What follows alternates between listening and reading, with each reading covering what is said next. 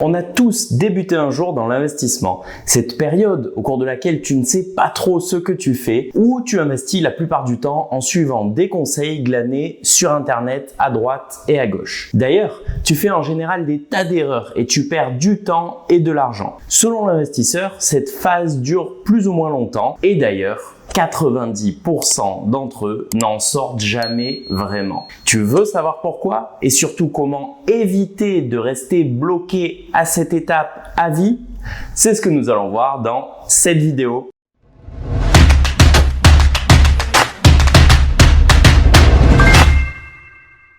Il existe de multiples définitions de ce qu'est un bon investisseur. Pour une grande majorité, il va s'agir tout simplement de maximiser les profits obtenus sur une période donnée. Cela revient donc à viser l'action qui a le plus de chances de générer un maximum de profit. Si l'on ne peut que saluer la performance de l'investisseur ayant acheté l'action Tesla en 2010 et l'ayant vendue à son sommet en 2021, matérialisant un gain phénoménal de 31 000% sur le capital investi, est-ce pour autant une performance réaliste? Pour ma part, la première action que j'ai achetée sur mon compte titre était Dream Office, une foncière de bureau au Canada. Comme vous le voyez, on est loin de la performance de Tesla sur une période relativement similaire. Donc certes, vous pouvez avoir le nez creux dans la sélection de vos actions, mais cela revient à comparer le patrimoine d'un gagnant à l'euro million à celle d'un citoyen lambda qui se tue à la tâche pour essayer de s'en sortir.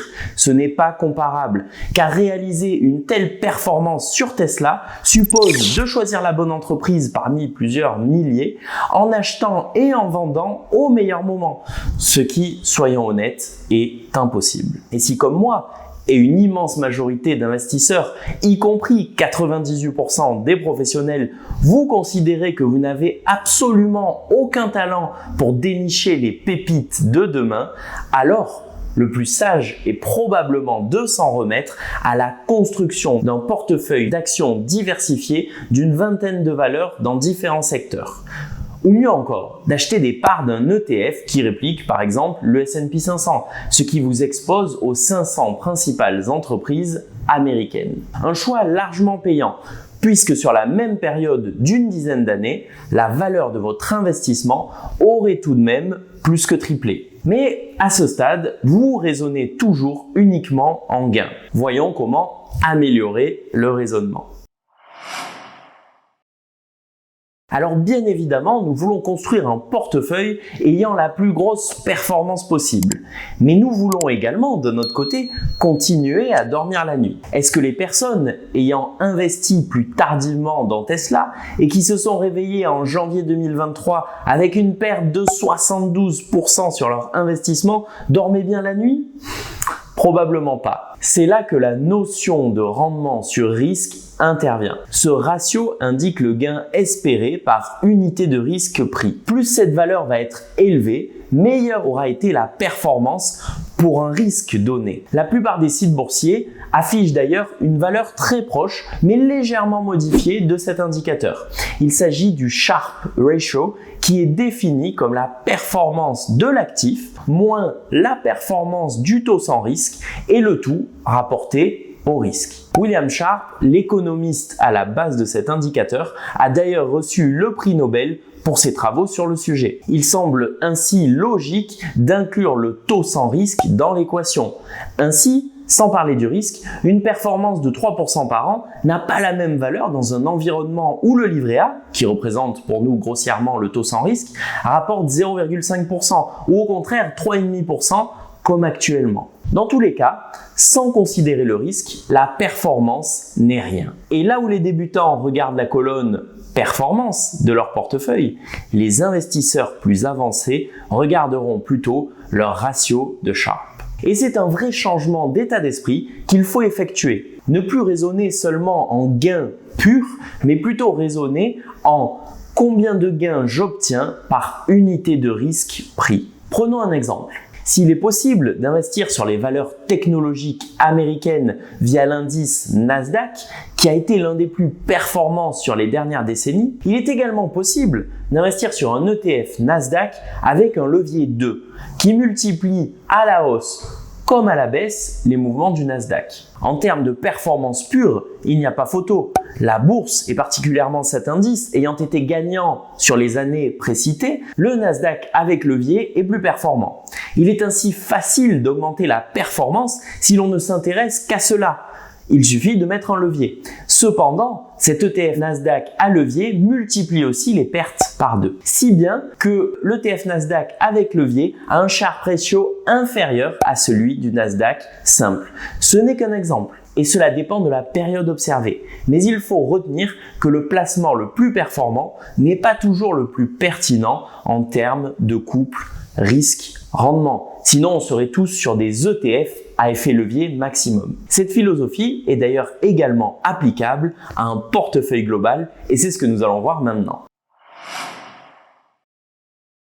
Imaginons maintenant que vous disposiez d'un portefeuille composé de 2 poches d'actifs et que vous souhaitez en optimiser le rapport rendement-risque. Par exemple, vous disposez d'une poche obligations américaines long terme avec le iShares Treasury Bond 20 ans et plus et une poche actions dans laquelle vous investissez sur, disons, les actions américaines via l'ETF Invesco S&P 500. Les différentes possibilités d'allocation au sein de ce portefeuille sont représentées sur le graphe à l'écran. En abscisse, vous avez le risque et en ordonnée, vous avez la performance. Chaque point représente une combinaison des 2 actifs dans des proportions différentes. Ainsi, investir 100% dans la poche action donne à votre portefeuille la performance des actions, vu qu'on n'a plus d'obligations, à savoir 10,5% sur la période, mais également leur volatilité à 14% par an. Vous pouvez également investir uniquement en obligations à l'opposé.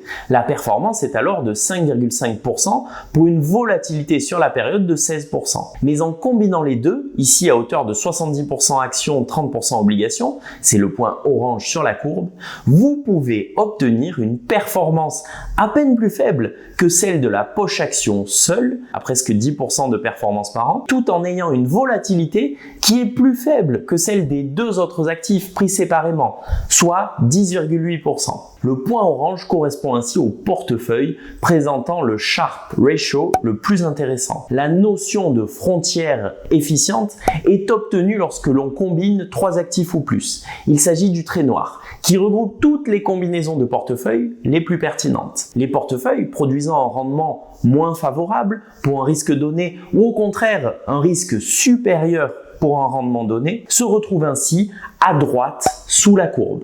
Ces combinaisons seront sous-optimales. Pour revenir sur le ratio 70% actions, 30% obligations, la combinaison de ces 2 actifs dans ces proportions améliore donc le ratio performance-risque par rapport aux 2 actifs pris séparément.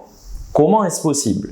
Cela est lié au fait que les 2 actifs pris ici en exemple, actions et obligations, sont fortement décorrélés entre eux. Cette propriété très spécifique permet à l'un de monter lorsque l'autre baisse et vice-versa.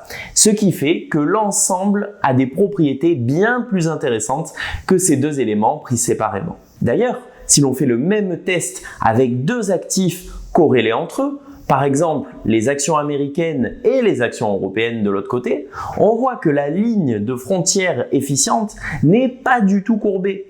Il n'y a que peu de bénéfices à combiner ces 2 actifs en termes de ratio, rendement, risque, si ce n'est obtenir une diversification géographique en cas de risque systémique dans une région donnée du monde. Tu peux aussi faire cette recherche de frontières efficientes toi-même, gratuitement, via le site curvo.eu dans la section Backtest, qui est simplement génial. Pour finir, tu as aussi la solution d'investir via Ramify, qui base ses portefeuilles sur ces notions. Certes, ils prennent des frais, mais leur gestion pilotée est assez performante, comme décrit dans la vidéo que j'ai fait précédemment et qui s'affiche à l'écran. J'y compare 8 contrats en gestion pilotée en détail pour 2 profils de risque classiques.